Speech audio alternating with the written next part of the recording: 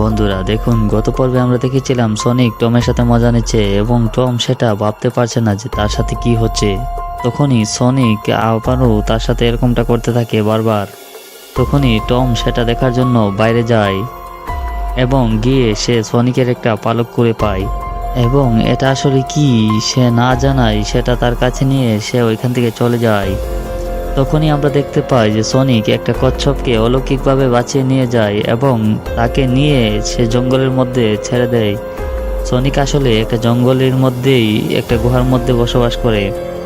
সে ওইখানটায় তার নিজের মতো করে সব কিছু গুছিয়ে নিয়েছে। ওইখানে সে গানা বাজনা করে, বই পড়ে, খেলাধুলা করে এবং তার যাবতীয় যত কিছু আছে সব কিছুই করে। তখনই আমরা দেখতে পাই যে তার একটা গোল্ডেন রিং দিয়ে সে একটা মাশরুমের প্ল্যানেট দেখছে, যে তার আসলে পৃথিবীতে কোনো সমস্যা হলে সে ওইখানে চলে যাবে। এরপর আমরা দেখতে পাই টম পরদিন সকালে কিছু হাঁসকে হেল্প করছিল আর সনিক সেটা দেখছিল। এই জন্যই আসলে সনিক টমকে অনেক ভালোবাসে এবং তার আইডল। সনিক আসলে এই শহরের সবাইকেই চিনত, কিন্তু সনিককে কেউ কোনোদিন দেখেনি। কার নামের এই ব্যক্তি একদিন সনিককে দেখতে পায় এবং তাকে ধরার জন্য অনেক ফোন দিয়ে আটে, কিন্তু সনিক কার্লের সাথে অনেক মজা নেই। কার্ল যখনই সনিকের ব্যাপারে মানুষকে জানায় তখনই সবাই তাকে পাগল মনে করতে থাকে। তখনই দেখতে পাই যে টম আর মেডি মিলে মুভি দেখছিল। তখন সনিকও তাদের পিছন পিছন মুভি দেখছিল আর নিজে নিজে কথা বলছিল। সনিক আসলে টম এবং মেডিকে তার বন্ধু মনে করত, কিন্তু সে প্রাণের বয়ে তাদের সামনে যেতে চাইতো না। তখন সে মন খারাপ করে ওইখান থেকে চলে যেতে লাগে যে তার কোনো বন্ধু নেই। পরদিন টম একটা লেটার পায় যেখানে সান ফ্রান্সিসকোর একটা পুলিশ ডিপার্টমেন্টে তার চাকরি হয়েছে। সেই জন্য তারা অনেক খুশি হয় এবং নিজেদের মধ্যে আলাপ আলোচনা করতে থাকে যে তারা সেখানে যাবে নাকি না। তখন তারা সান ফ্রান্সিসকোতে যাওয়ার সিদ্ধান্ত নেয়। পরদিন সনিক দেখতে পায় টম একটা ডোনাট সামনে রেখে তার মনের কথাগুলো বলছে। তখন সনিক তাকে নাম দেয় ডোনাট লর্ড।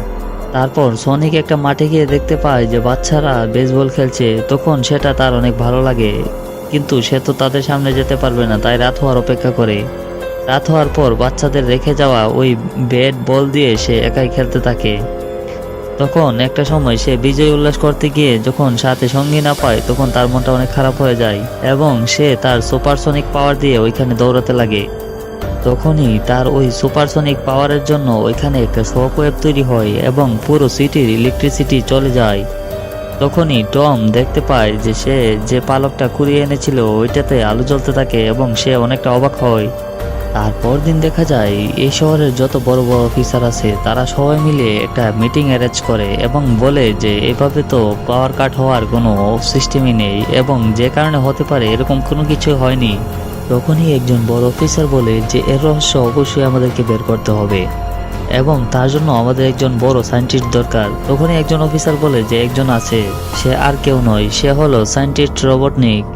রোবটনিকের কথা শুনে অন্য অফিসাররা বলে যে সে তো সাইকো।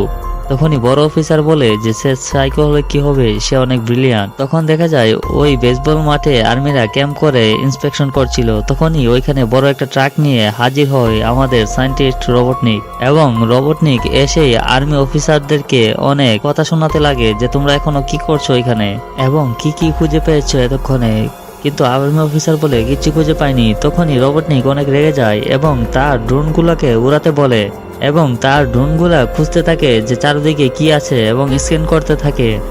তখনই ওই ড্রোনগুলা স্ক্যান করে একটা পায়ের ছাপ দেখতে পায়। তখনই সায়েন্টিস্ট রোবটনিক বলে যে এটা তো কোনো মানুষের পায়ের চিহ্ন হতে পারে না, এটা একটা এলিয়েনের পায়ের ছাপ। তখনই সায়েন্টিস্ট রোবটনিক ওই জায়গাটাকে ভালো করে তল্লাশি করার জন্য সবাইকে আদেশ দেয়। তখনই সনিক অনেক ভয় পেয়ে যায় এবং তার ব্যাগ গুছাতে থাকে। তখন সে একটা গোল্ডেন রিং দিয়ে পোর্টাল খুলতে যাবে। তখনই ওইখানে রোবটনিকের ড্রোন চলে আসে।